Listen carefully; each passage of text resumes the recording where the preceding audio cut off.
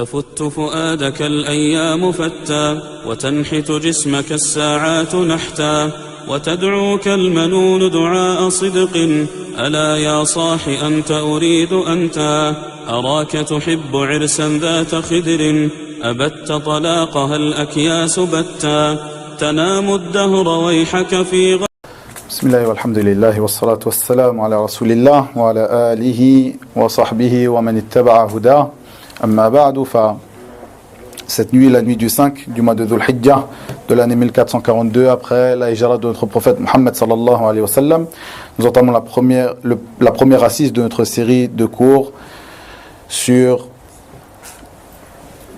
le commentaire de cette poésie qui est appelée At-Ta'iyya, qui fut composée par Abu Ishaq al-Ilbiri rahimahullahu ta'ala. On l'appelle aussi Manzumat al-Ilbiri par rapport à celui qui l'a composé. On l'appelle aussi At-Ta'iyya. Pourquoi est-ce qu'on l'appelle At-Ta'iyya? Est-ce que quelqu'un sait pourquoi on l'appelle At-Ta'iyya? Tadal Kamel? Parce qu'elle finit par la lettre. Chaque vers de poésie finit par la lettre Ta. Ahsant. Parce qu'elle finit par la lettre Ta. Quand vous voyez une poésie qu'on appelle At-Ta'iyya, car elle finit par la lettre Ta. Tafuttu fu'adaka al-ayyamu fatta. Ta. Comme cela, une poésie, lorsqu'on l'appelle Al-Lamiyya, car elle se termine par la lettre Lam. De même que Al-Nouniyya, par la lettre Noun. De même que Al-Ha'iyya, par la lettre Ha, etc. Ici, en introduction pour le premier cours, donc comme j'ai l'habitude de faire, lorsqu'on commence un nouveau cours, j'explique la voie que je vais emprunter, la méthodologie que je vais emprunter dans l'étude de ce livre, qui est en l'occurrence ici une poésie. Ici, bien sûr, comme je l'ai dit avant la prière, c'est une poésie que j'avais l'habitude d'enseigner depuis des années dans l'école dans laquelle j'enseignais au Caire, en Égypte, Dar Abna al-Salaf, Dar al-Hadith bil-Qahira. Et j'ai écrit un léger commentaire de cette poésie au long de ces années. Le long de ces années, lorsque j'ai enseigné cette poésie et lorsque nous l'avons étudiée aussi avec notre cheikh Abi Abdillah Khalid Uthman, Hafidahullah Ta'ala.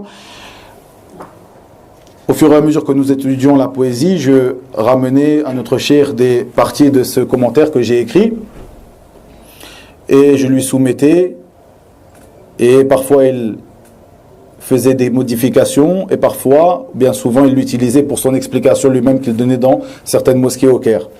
Puis il valida, après les modifications que je fis dans le commentaire que j'ai écrit de cette poésie, pour que je l'enseigne à mes élèves, donc à Dar Abna al-Salaf. Fadlillahi tabaraka wa ta'ala.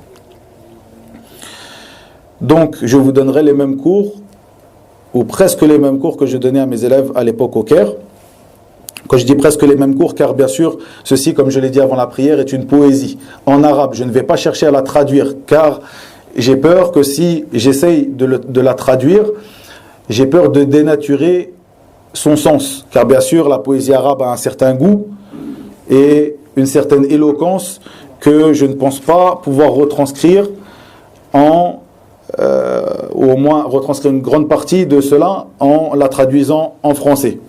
Donc, je la laisserai en arabe. Celui qui veut l'apprendre, comme je le dis pour l'ensemble des cours que nous donnons, comme dans l'Usul al-Thalatha ou al-Qawaid al-Arba'a, etc., ce sont des moutoun, des livres, des épîtres de base qui sont importantes de mémoriser pour celui qui étudie la science, pour celui qui désire étudier la science. Et cette poésie, comme je vous l'ai dit, c'est une poésie qui est concentrée sur le fait que Al-Ilbiri, rahimahullah ta'ala, dans cette dernière, enjoint à l'étude de la science, à la demande de la science. Il enjoint à cela et il enjoint aussi à se parer et s'orner des bons comportements, des comportements que notre religion nous enjoint à adopter. Donc il est bon pour chacun d'entre nous, sans aucun doute, que ce soit pour les étudiants en sciences ou autres, de l'apprendre par cœur ou au moins de bien la comprendre.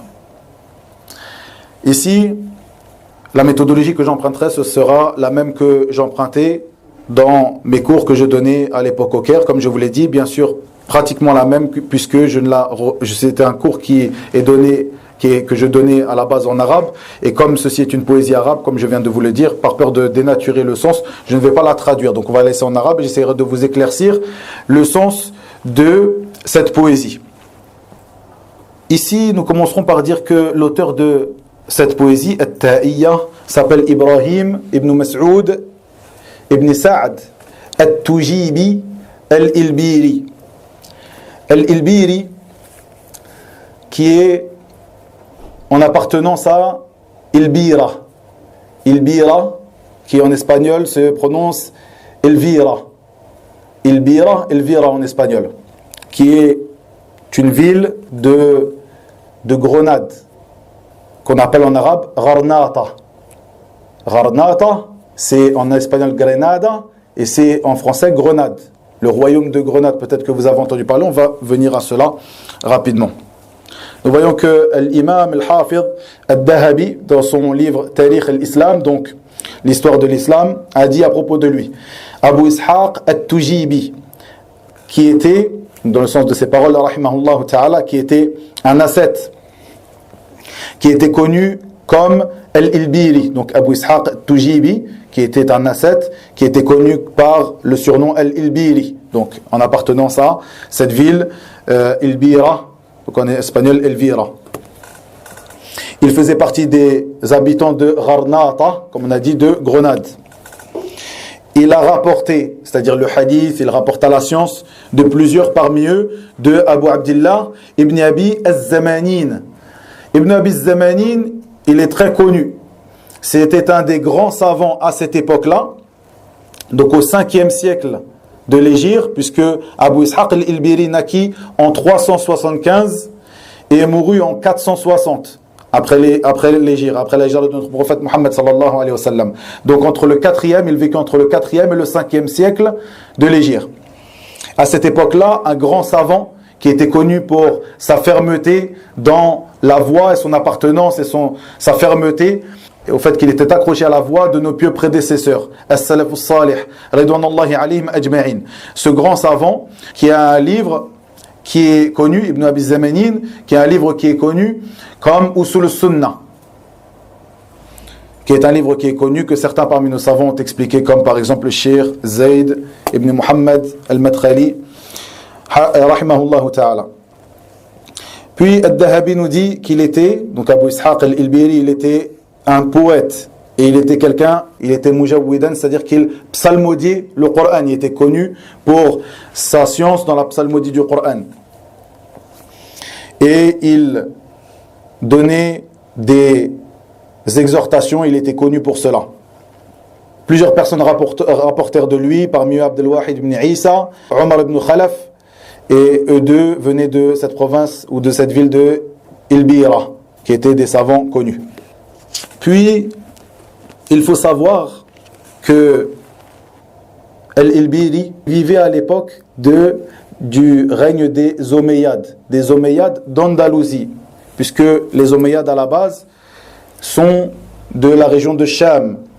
Puis, au moment où les Abbasides, Al-Abbasiyoun, ont pris le pouvoir, ils tuèrent les princes héritiers donc des Omeyyades presque en totalité. Et parmi ceux qui leur ont échappé, il y avait Abdurrahman ibn Muawiyah, celui qui est surnommé Ad-Dakhil. On le surnommait aussi Saqr Quraysh. Saqr Quraysh. Saqr Quraysh qui veut dire en français le Saqr, c'est l'aigle ou là, le faucon. Ahsant. L'aigle c'est Nisr. Le faucon de Quraysh.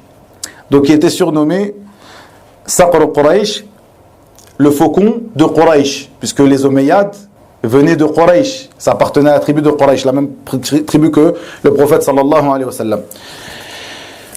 Donc il était appelé Ad-Dakhil car il était rentré en Andalousie. Au moment où il est rentré en Andalousie, on l'appelait Ad-Dakhil. Et Saqr Quraysh, puisqu'il fuit les Abbasiyoun, les Abbasides, lorsqu'il voulait le tuer, il les a fuis pendant 6 ans. Donc sa fuite dura pendant 6 ans, de la région de Cham jusqu'à l'Andalousie, jusqu'à ce qu'il rentra en Andalousie, donc Ad-Dakhil. Et il était appelé Saqr Quraysh parce qu'il a réussi à fuir pendant toutes ces années. Alors que beaucoup voulaient sa mort, beaucoup qui étaient avec les Abbassides, qui n'en faisaient peut-être pas partie, mais qui étaient avec eux et qui cherchaient sa mort. Et pendant 6 ans, il fuit. Lui, ce dernier, donc Abdurrahman al-Dakhil, qui mourut en 172. Et il rentra en Andalousie en 138. Et il réussit à unifier les musulmans en Andalousie, et ceci devint la première Daoula, donc le premier État des Omeyyades en Andalousie. Et donc, Al-Ilbiri ici vivait, bien sûr, des années, des centaines d'années, comme vous avez vu après cela, mais toujours sous le règne dans cette province qui appartenait aux musulmans, l'Andalousie. Donc bien sûr ici ce que je vous ai évoqué c'est par rapport à l'état des Omeyyades en Andalousie. Ça ne veut pas dire que l'Andalousie est devenue musulmane à ce moment-là. Plutôt les musulmans sont rentrés avant cela en Andalousie. Mais ici on parle de l'état des Omeyyades en Andalousie. Ici c'était une petite aparté historique. Concernant cette poésie At-Ta'iyya, il faut savoir que ce qui est connu chez les gens, c'est que cette poésie de l'Ilbiri At-Ta'iyya est connue comme étant des conseils, des recommandations qu'il fit à son fils qui s'appelait Abu Bakr. Et ceci n'est pas exact. Plutôt, cette poésie était dirigée à un de ses compagnons qui, sûrement, ce que nous comprenons de certains passages de la poésie, était un de ses amis lorsqu'ils étaient jeunes. Ils étudiaient la science ensemble, ils étaient amis quand ils étaient jeunes, et il changea, donc son ami Abu Bakr, après avoir vieilli. Mais ce qui est connu, c'est que cette poésie est destinée à son fils Abu Bakr. Et nous comprenons de certains vers de cette poésie, comme le vers numéro 88 et après, comme le vers numéro 65 et autres, comme vous le verrez dans notre étude de la poésie, que ce n'était pas son fils. Ceci est très connu. Quand on parle du poème de l'Ilbiri, on dit que c'est la recommandation de l'Ilbiri à son fils Abu Bakr. Ceci n'est pas vrai. Ceci n'est pas vrai. Plutôt, c'était pour un de ses amis qu'il avait lorsqu'il était jeune, et on le verra un peu plus tard.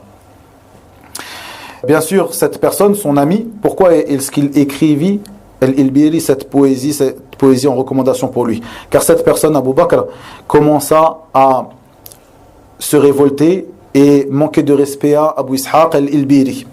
Il commença à parler sur lui en mal, et pour cela, Abu Ishaq écrivit cette poésie, car comme vous l'avez su, comme l'a dit Ad-Dahabi, rahimahullah, il était un poète. Il écrivit cette poésie en conseil pour lui. Et vous verrez que dans cette poésie, il y a des conseils qui sont très doux envers cette personne. Et comme il l'évoque, cette personne, Abu Bakr, a été très dur envers lui. Et il a répondu à cette dureté par de la douceur, par des conseils pour le visage d'Allah, tabaraka wa ta'ala. Comme vous le verrez, et c'est une poésie qui est très belle et très bonne à étudier et à apprendre. Avant de commencer la première explication, comme je vous l'ai dit, on ne va pas durer, mais avant de commencer, il faut savoir que la poésie en arabe a des règles bien précises. La poésie en arabe a des règles bien précises. Vous comprendrez, lorsque je vais vous donner simplement quelques petits points concernant ces règles-là, vous comprendrez pourquoi je ne vais pas m'avancer à faire la traduction pour ne pas dénaturer le sens. Il faut savoir que al-shi'r, la poésie en arabe, a plusieurs schémas, comme on écrit une poésie. Ce qu'on appelle al-buhur, buhur al-shi'r, qui sont au nombre de 15. Le bahr dans lequel est écrit cette poésie, la poésie de Al-Ilbiri, At-Ta'iyya, et le bahr qu'on appelle Wafir, Bahr Wafir. Vous avez d'autres buhur comme Al-Rajaz, Al-Tawil, Al-Madid, etc. Il y en a 15. Celle-ci est écrite en Bahr Wafir. Qu'est-ce que ça veut dire schéma, Bahr? Ici, la poésie est écrite sur un certain schéma. Ce schéma, ce Bahr Wafir, de base, puisqu'il y a plusieurs choses après qui peuvent varier selon les variantes de ce Bahr, de ce schéma, à la base, elle est la suivante. Mufa'alatun, mufa'alatun, fa'ulun. Tu prends ces mots-là et tu fais une analogie où tu analyses les vers de poésie selon ces mots-là. Mufa'alatun, mufa'alatun, fa'ulun, mufa'alatun, mufa'alatun, fa'ulun, tafuttu fu'adaka al-ayyamu fatta. etc. C'est une manière qu'ils ont, les Arabes, d'étudier et de mettre sous forme de règles cette science qui est la science de Ash-Shi'r. Et bien sûr, il y a plusieurs sciences qui sont accrochées, qui régissent cette science-là, la science de Shi'r, qui est la science de l'Arud, la science de l'Qawafi, etc., etc. En arabe, on a toujours un vers qui est divisé en deux shatr. Shatr al-awwal wa shatr al-thani. La première partie, la première partie du vers et la deuxième partie. Je crois qu'en français, ce que je viens de dire, donc c'est Shem, de al-Buhur, mufa'alatun mufa'alatun fa'ulun, je crois, wallahu a'lam, que ça s'appelle des pieds, comme on dit les pieds d'un alexandrin, 12 pieds, etc. Allahu a'lam, donc je ne m'avance pas à traduire ces mots, qui sont des termes un peu techniques, simplement essayer de vous mettre en avant le fait que, comme les Arabes ont mis sous forme de règles, al-Nahu, la grammaire, al-Balagha, l'éloquence, al-Sarf, ce qu'on pourrait traduire comme plus ou moins la conjugaison, etc. Eh bien, ils ont mis aussi cette science al-Shi'r, la science de la manière d'écrire les poésies. Bien sûr, quand on parle en français de cette science-là, c'est vraiment pour vous rapprocher un petit peu, pour vous faire comprendre. Mais c'est très loin de ce qui en est lorsque on étudie cela en arabe. Donc, comme je vous l'ai dit, il y a plusieurs buhur qui sont des shem, comme cela, comme on a al-Rajaz, dans laquelle ce bahr, dans lequel est écrit beaucoup de poésie parmi les moutoun qu'apprennent les étudiants en sciences, qui est un shem très facile, al-Rajaz, qui est mustaf'ilun, mustaf'ilun, mustaf'ilun, mustaf'ilun, mustaf'ilun, mustaf'ilun, etc. Al-Kamil, al-Madid, al-Tawil, etc.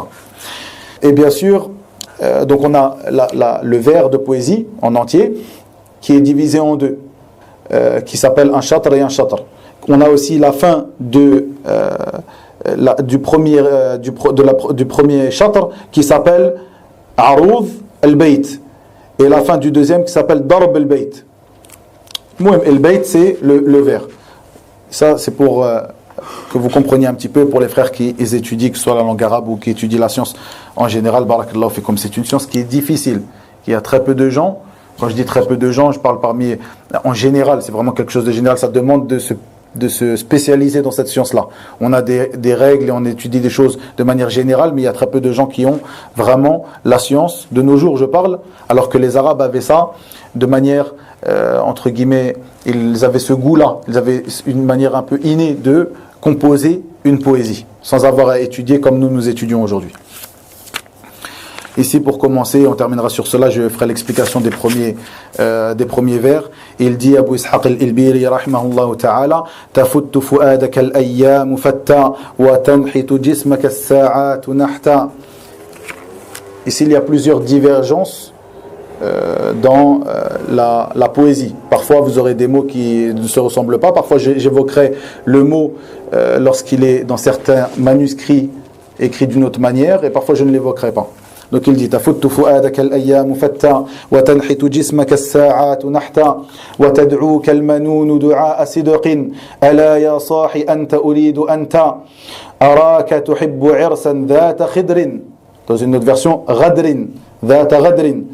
أراك تحب عرسا ذات خدر أبت طلاقها الأكياس بتا تنام الدهر ويحك في غطيط بها حتى إذا مت انتبهت فكم ذا أنت مخدوع وحتى متى لا ترعوي عنها وحتى أبا بكر دعوتك لو أجبت إلى ما فيه حظك لو عقلت. Vous verrez que l'explication, ici j'ai pris un petit peu de temps pour l'introduction, mais l'explication se fera assez rapidement. J'aurais besoin juste du mushaf en français, s'il vous plaît. Introduction des sens du verset, des versets du Coran. Ici, Abu Ishaq al-Ilbiri, rahimahullah, commença ses recommandations pour son ami Abu Bakr en lui faisant un rappel à propos de la mort, al-Maut. Lorsqu'il dit tafuttu fu'adaka al-ayyamu fatta wa tanhitu jismaka as-sa'atu nahta, il parle de la mort ici.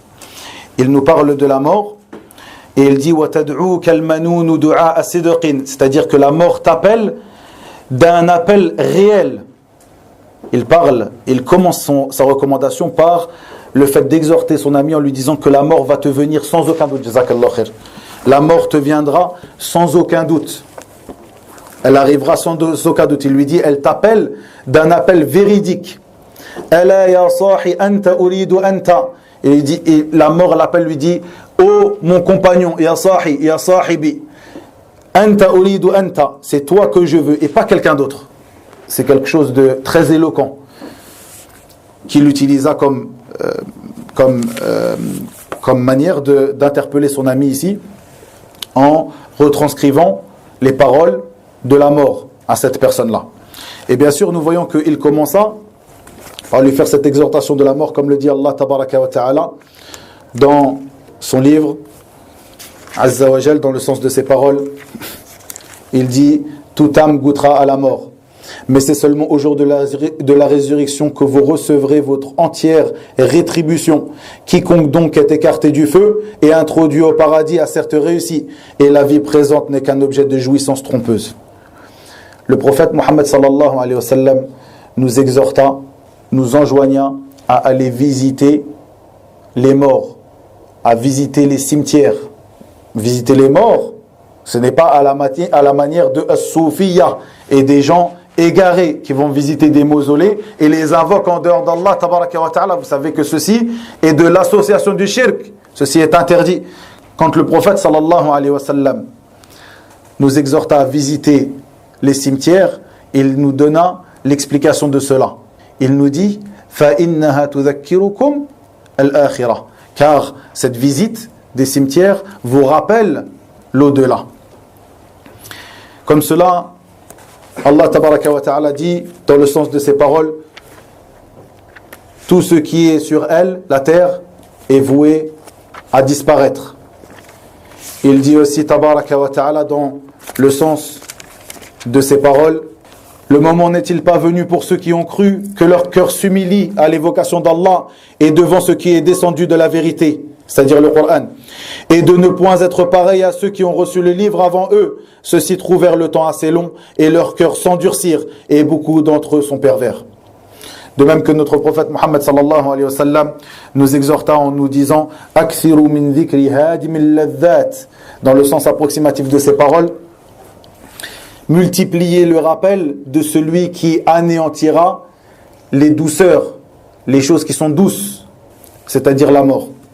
Et ici, dans sa poésie, Al-Ilbiri exhorta donc son ami Abu Bakr, comme vous le verrez un peu plus tard, en lui disant que, lorsqu'il lui dit Tafuttu fu'adaka al-ayyamu fatta wa tanhitu jismaka as-sa'atu nahta, en lui disant que les années passent, et ces années, lorsqu'elles passent sur toi, elles dessinent ton corps et elles te font devenir faible, elles t'affaiblissent. Ceci, comme le dit Allah tabaraka wa ta'ala dans le sens de ses paroles, Azza wa Jal: à quiconque nous accordons une longue vie, nous faisons baisser sa forme. Ne comprendront-ils donc pas? Il lui fait ce rappel que les années et les heures passent et que ton corps, comme ton cœur, faiblissent au passage de ces années. Puis il lui dit, comme je vous ai dit, la mort t'appelle d'un appel véridique. Sans aucun doute, la mort te viendra. Ô mon compagnon, la mort t'appelle de cette manière. Lorsqu'elle vient pour toi, ô mon compagnon, c'est toi que je veux, pas quelqu'un d'autre. Puis il dit, l'Irs, c'est la femme. Je te vois, tu aimes une femme. Cette femme que tu aimes, ya Abu Bakr, c'est ad-dunya, cette vie d'ici-bas, la vie mondaine. Je te vois aimer cette femme-là. Ceux qui sont intelligents, ils l'ont divorcée, cette femme-là. Les gens qui sont doués d'intelligence, cette femme-là, ils l'ont divorcée. Mais toi, je te vois que tu l'aimes encore, cette femme-là. Ad-dunya. Puis il dit, tanamu ad-dahra wayhaka fi ghatitin biha hatta idha mitta intabahta. Dans le sens, tu dors tout le temps et prends garde car tu dors et tu ronfles en dormant. C'est-à-dire, c'est une manière de lui dire que tu es noyé dans ton sommeil. Jusqu'à ronfler, tu dors à point fermé, comme on dit. Jusqu'à ce que la mort te vienne et à ce moment-là, tu te réveilleras. Tu feras attention. Tu prendras garde. Mais pour l'instant, tu es noyé dans cette dunya, dans un sommeil qui fait que tu ne vois pas ce qui est important. Et ici, lorsqu'il dit jusqu'à ce que la mort te vienne, tu te réveilles, tu fais attention, peut-être qu'il veut par cela Donc il veut par, bien sûr, le fait de dormir, comme je l'ai dit, l'insouciance. Il est noyé dans l'insouciance, dans cette vie d'ici-bas. Et peut-être qu'il veut par cela, lorsqu'il dit que lorsque tu mourras, tu te réveilleras, il veut peut-être par cela un hadith qui est un hadith qui est faux, et un hadith qui est inventé, mais qui est connu, que beaucoup de gens de la masse répètent, qui est « An-nasu niyam fa idha matu intabahu » Les gens sont endormis et lorsqu'ils meurent, ils se réveillent, ou lorsqu'ils meurent, ils prennent garde, ils font attention. Ceci est un hadith qui est faux, qui est inventé. Peut-être que celui qui a écrit cette poésie, Al-Ilbiri, voulait par ce vers ce hadith. Mais en tout cas, nous le remplacerons par un hadith qui est authentique, rapporté de notre prophète sallallahu alayhi wa sallam, que Cheikh Al-Albani rahimahullah ta'ala juge comme étant un hadith qui est authentique, où le prophète sallallahu alayhi wa sallam dit « An-nawmu akhul maut, wa la yanamu ahlul jannah » Le sommeil est le frère de la mort. Et les gens du paradis ne dorment pas. Ceci est un hadith qui est authentique. Nous le remplacerons par cela pour expliquer cette partie de cette poésie. Non. Puis, par le vers qui suit, il lui dit, combien es-tu trompé par cette vie d'ici-bas? Il lui dit, pourquoi tu ne t'arrêtes pas et tu sors et tu te réveilles de cette insouciance? Et je m'arrêterai ici pour ne pas trop durer. On a expliqué ici jusqu'au 5e vers de cette poésie, qui est une poésie, comme vous l'avez vu, qui est très belle, qui est de 115 vers. Généralement, par cours, on essaiera de durer une vingtaine de minutes et on étudiera une petite dizaine de vers par cours.